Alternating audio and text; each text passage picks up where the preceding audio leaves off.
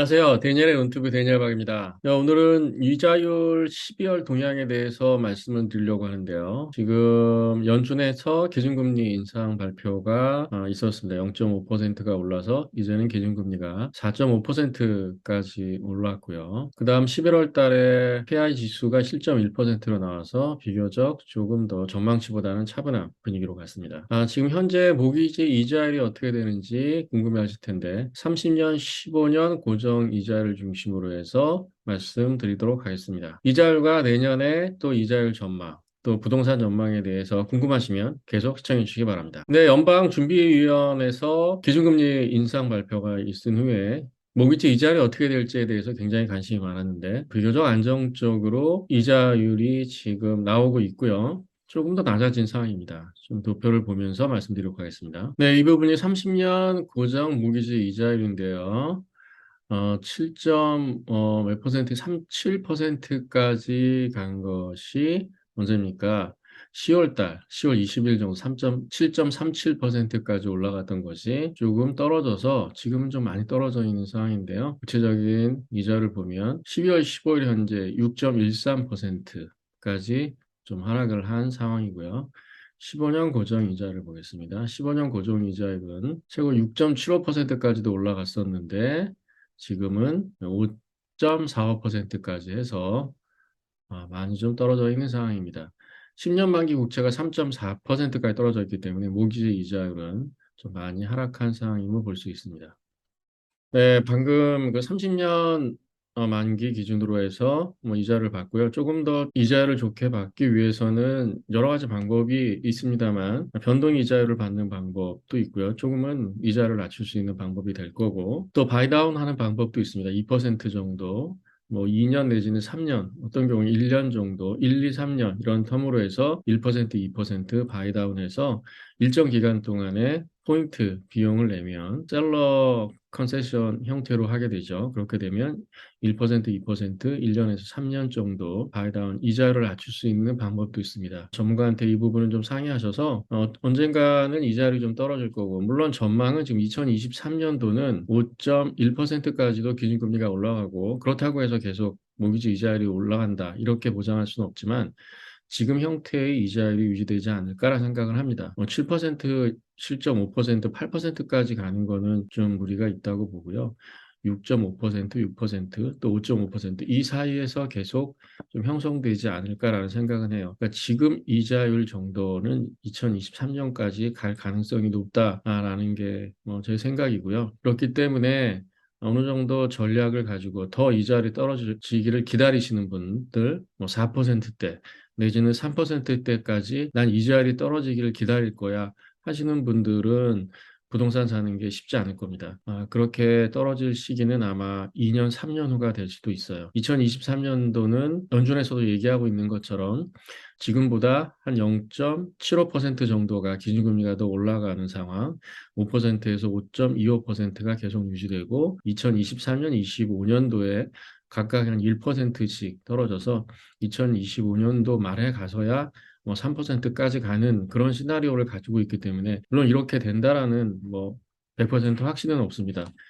그런 시나리오 아래에 있기 때문에 모기지 이자율도 그거와 좀 연동해서 가겠죠.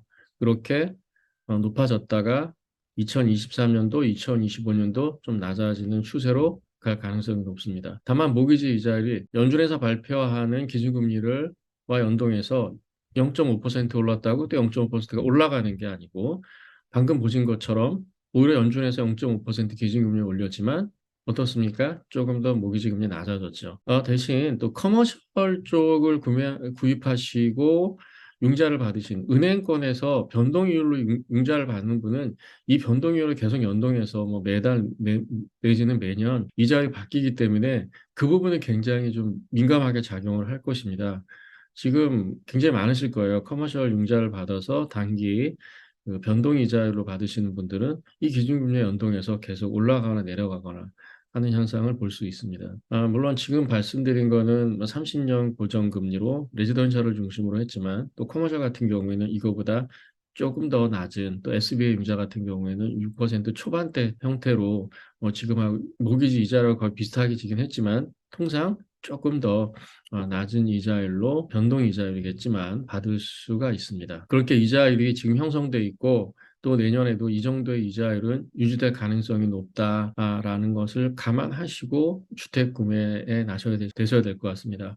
4월 그때까지만 해도 굉장히 부동산을 구매하시려는 분이 많았고 오파가 경쟁에 있었는데 그때 구매하지 못하신 분들이 대부분 포기하고 이자율도 갑자기 높아졌기 때문에 또 렌트로 들어갔고 렌트 시장이 굉장히 가격도 좀 높아지고 그런 현상을 보였죠. 그런 분들이 올해 좀 밀어놨던 것을 지금 어떻게 해야 될지 고민하시는 분들이 굉장히 많으실 거예요. 이자율이 떨어지길 기대했지만 또 그렇지 못하는 상황도 왔고 뭐 7.5%까지도 올라갔던 것이 지금은 뭐 많이 좀 6.5% 언더로까지 떨어졌기 때문에 그때 상황하고는 비교하면은 조금 더 이자율이 좋긴 하지만 그래도 이자율이 높은 편이죠. 높은 편이기 때문에 내년 상반기에 주택을 구매하거나 또 하반기에 하시려는 분들은 지금부터 어쨌든 계획을 하시고 플랜하시고 다운 페이먼트라든가 텍스북이라든가 이런 것들을 챙기셔야 되는데 어떻게 해야 될지 좀 고민을 하셔야 될 것 같습니다. 다운 페이를 좀 많이